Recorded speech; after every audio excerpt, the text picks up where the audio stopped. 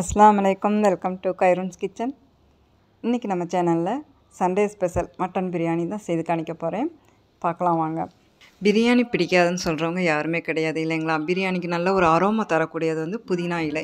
Oil heat ஆனதுக்கப்புறம் புதினா இலை சேர்த்துக்கிட்டோன்னா அந்த அரோமா வேறு லெவல் தான்.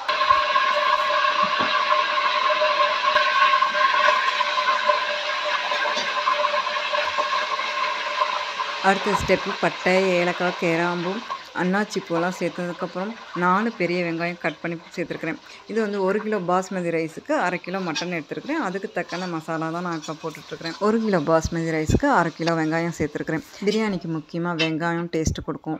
அப்போது வந்து வெங்காயத்தை குறைச்சிட்டோம்னா டேஸ்ட்டு குறைஞ்சிரும். இஞ்சி பூண்டு பேஸ்ட்டு சேர்த்துருக்குறேன். இந்த வெங்காயம் வந்து கூட போட்டுட்டோம்னா திகட்டிடும், குறைச்சி போட்டுட்டோம்னா டேஸ்ட்டு குறைஞ்சிரும் இல்லைங்களா. அதோட மிளகாய் தூள் 1 ஸ்பூன் சேர்த்துக்கலாம். பட்டை ஏலக்காய் தூள் வந்து குட்டி ஸ்பூனில் 1 ஸ்பூன் சேர்த்துக்கிட்டேன். அதோட மட்டன் சேர்த்துக்கலாம். தக்காளி பழம் மீடியம் சைஸில் 4 கட் பண்ணி எடுத்து வச்சுருந்தேன். அதையும் சேர்த்துட்டு நல்லா மிக்ஸ் பண்ணிட்டுக்கலாம். மட்டனில் தயிர், உப்பு, பச்சை மிளகாய் பேஸ்ட்டு சேர்த்துருந்தேன். அதனால் உப்பு ஏற்கனவே நான் சேர்த்துருக்கிறதுனால இதில் நான் வந்து உப்பு போடல. மட்டனில் நல்லா உப்பு பிடிச்சிருக்கும். அப்போ நம்மளுக்கு டேஸ்ட்டு கூட்டி கொடுக்கும். மிக்ஸி ஜாரில் கொஞ்சமாக தண்ணி விட்டு அதை சேர்த்துக்கிட்டேன். மசாலா அரைச்சோம் இல்லையா, அதனால் அதில் கொஞ்சம் தண்ணி விட்டு சேர்த்துக்கிட்டேன். இப்போ லிட்டு போட்டு 10 நிமிஷம் மீடியம் ஃப்ளேமில் விட்டுருவேன். நல்லா வேகணும். அந்த மட்டன் வந்து நல்லா சாஃப்டாக வேகணும். அதனால் மல்லித்தலையும் கூட சேர்த்துட்டு நல்லா மிக்ஸ் பண்ணிட்டுக்கலாம்.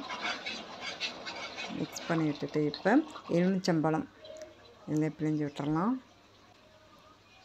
அடுத்து இந்த சீடை எடுத்து தூரம் போட்டுடலாம். போட்டுட்டு நல்லா கலந்து விட்டுக்கலாம். அடி பிடிக்காமல் பார்த்துக்கணுன்னா நம்ம வந்து எடுத்துக்கிற பிரியாணி பாட்டு வந்து வெயிட்டாக இருக்கணுங்க. அப்போ தான் அடி பிடிக்காமல் இருக்கும். 1 கப்பு தயிரும் சேர்த்துட்டு லிட்டு போட்டு மறுபடியும் ஒரு 10 நிமிஷம் மீடியம் ஃப்ளேமில் விட்டுட்டேன். இன்னொரு பக்கம் பாஸ்மதி ரைஸ் குக் பண்ணி எடுத்துக்கலாம். 10 நிமிஷத்தில் பாஸ்மதி ரைஸ் வந்து குக் ஆயிரும் இல்லைங்களா. அப்போ 80% குக் ஆனதுக்கப்புறம் அதை வடித்து எடுத்துக்க போகிறேன். மட்டன் பிரியாணி நான் எப்போவுமே வந்து குக்கரில் தான் செய்வேன். ஏன்னா மட்டன் வேகிறக்கு டைம் ஆகும் அப்படின்னு சொல்லிட்டு ஃபஸ்ட்டு மட்டன் மசாலாலாம் போட்டு வேக வச்சு எடுத்துகிட்டு அதுக்கப்புறம் பிரியாணி பாட்டில் வந்து போட்டு அப்புறம் ரைஸை போட்டு அந்த மாதிரி செய்வேன். இது வந்து நான் ஃபஸ்ட் டைம் பிரியாணி பாட்டில் டைரெக்டாக வந்து மட்டன் வேக போடுறது. நம்ம மட்டன் வேகிறக்கு லேட்டாகாமல் சீக்கிரமாக வேகணும் அப்படின்னா தயிரில் நம்ம வந்து 1 ஹவர் ஊற வச்சு போட்டோம் அப்படின்னா சீக்கிரமாகவும் வேகும், சாஃப்டாகவும் இருக்கும். எனக்கு தெரிஞ்ச ஒரு சின்ன டிப்பு உங்களுக்கு சொல்லியிருக்கிறேன். இப்போ இதை நான் லைட்டாக கலந்து விட்டுட்டு இது தம்மில் போட்டுடலாம். இன்னொரு டிப்பும் சொல்லிடுறேன். தம்மில் போட்டு ஸ்டவ்வை ஆஃப் பண்ணதுக்கப்புறம் 20 நிமிஷம் ரெஸ்ட்டில் விட்டுட்டு அதுக்கப்புறம் நம்ம லிட்டு ஓப்பன் பண்ணி நம்ம சாப்பாடை எடுத்து பிளேட்டில் போட்டு சாப்பிட்றதுக்கு கரெக்டாக இருக்கும். தோசைக்கல் வச்சதுக்கப்புறம் ஹை ஃப்ளேமில் 10 நிமிஷம் விட்டுட்டு சிம்மில் ஒரு 20 நிமிஷம் போல் விட்டுட்டு ஸ்டவ் ஆஃப் பண்ணிட போகிறேன். இப்போ ரைஸும் மட்டனும் கீழேருந்து எடுத்து மேலே போட்டுட்டு மேலே இருக்கிற ரைஸ் வந்து அடியில் போயிடணும். அப்போ தான் நம்மளுக்கு வந்து சாஃப்டாக இருக்கிற ரைஸ் வந்து சாப்பிட்றதுக்கு நம்ம எடுக்க முடியும். இந்த மேலால் இருக்கிற ரைஸ் வந்து உதிரியாக இருக்கும். கொஞ்சம் என்ன சொல்ல சாஃப்ட்னஸ் இல்லாமல் இருக்கும். அப்போ அதை வந்து அடியில் போட்டோம்னா சாஃப்டாக இருக்கும். அவ்வளோதாங்க, மட்டன் பிரியாணி ரெடி ஆயிடுச்சு.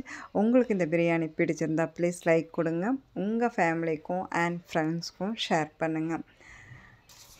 நம்ம சேனலுக்கு சப்போர்ட் கொடுங்க. இன்ஷா அல்லாஹ் அடுத்த வீடியோவில் பார்க்கலாம்.